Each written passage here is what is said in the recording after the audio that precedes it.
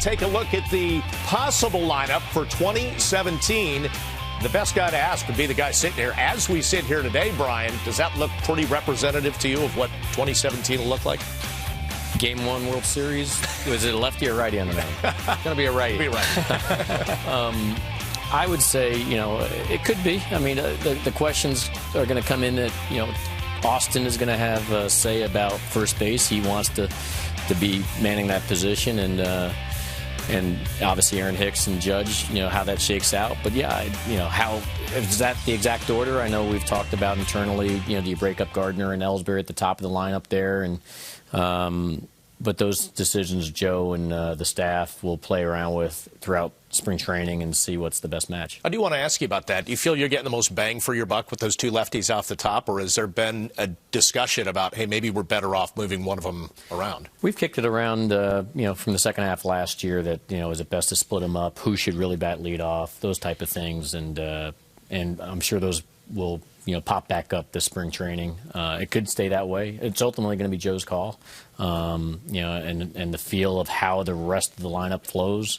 The personnel kind of dictates real choices. So I think Joe's just going to get a better feel, when he sees everything in camp and if it's all healthy and who's best for that 2-hole, and then where's the best guy slot after that. So I don't know. We'll see how it plays. One thing that I don't think anyone will argue with that graphic that we just showed is Gary Sanchez hitting third. He had two of the greatest months that a player could have last year for the Yankees. How do you assess what he might do in 2017, and how do you sort of lower the volume a little bit? This guy could go out and hit 25 homers and knock in 80 runs, and that's a tremendous season, but there might be some people who are saying, wow, I thought he was going to hit 40.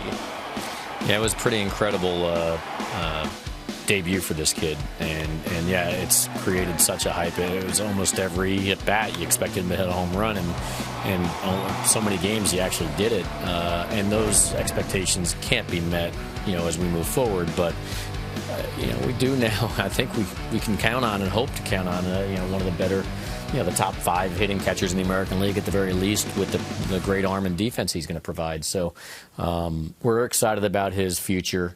There could be an adjustment, and as the league gets to know him better now, and maybe finds ways to pitch to him a little bit more, and he'll make his adjustments back. He's extremely bright, one of the better intellectual young hitters that our staff has come across, and that'll serve him well as he navigates how people now approach him as we move forward. They're going to be much more careful, clearly, because of who he is. Everybody knows exactly how good he was, and therefore they're going to be very cautious with him. So he needs some protection. Maybe Greg Bird is one of those guys, and I think, to me, he's one of the biggest wild cards, and maybe in a good way. We got a feel for what he could do in 2015, how he would handle the pressure. Got no clue last year because of his injury. Do you have any sense of where he's at and what kind of a wild card he could be? Yeah, it's a question mark still, in fairness. I mean, he missed all of last year with the shoulder injury. He came back to knock the rust out in the fall league just to get a feel of it as a DH. We didn't even play him at first base just for protection purposes. And so he should be, he is physically ready to go. And now how he handles, the American League and Major League camp as we go forward, remains to be seen. But he was.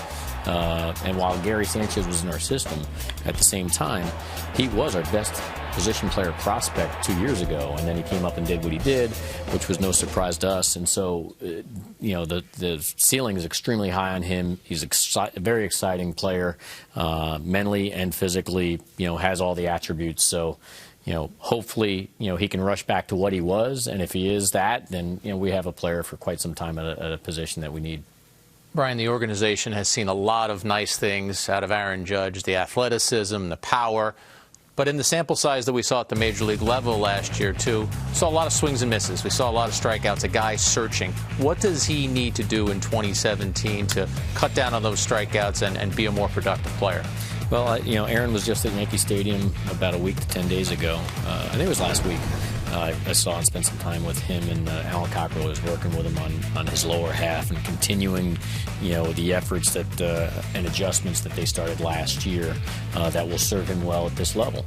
And so his history in the last 2 years of promotion in the AAA level, and then last year with us, was failure adjustments, success. So he experienced some failure at the major league level, and so I think that whole experience in the short sample will serve him well as he approaches 2017. He has some competition there with Mr. Hicks, along with anybody else who wants to play themselves into it, and he's got options. So if he's not quite ready, he gets to go down there and finish himself off and wait, until he's ready. But the lower half is the final adjustment that they're working through on his front side and staying calm and trying to stay balanced, and so I think that'll help. But he's a big kid. Strikeouts are going to be part of his game. It's just limiting him. Obviously, you're not going to see – he can't, have success and maintain, a career at the big league level with that level of strikeouts. But if we shave, obviously, that off, we'll take the power trade-off that's going to be able to provide. You mentioned Joe Girardi, some of the decisions that he'll have to make. He's entering the final year of his contract, as are you. Do you have any sense of what might happen? I know these things tend to play themselves out later in the year, maybe after the year, but do you have any sense as you sit here right now? I mean, I certainly know that he would love to be back. I'd love to be back, and I think if we have some positive things take place, hopefully we have that opportunity. But that's all for another day. We control that's here and now and our decision making, and we just want to have consistent quality decision making, so our fan base benefits from it. So ultimately ownership will dictate the course as they always do, and we'll see where it takes us. But we'll have to wait and see.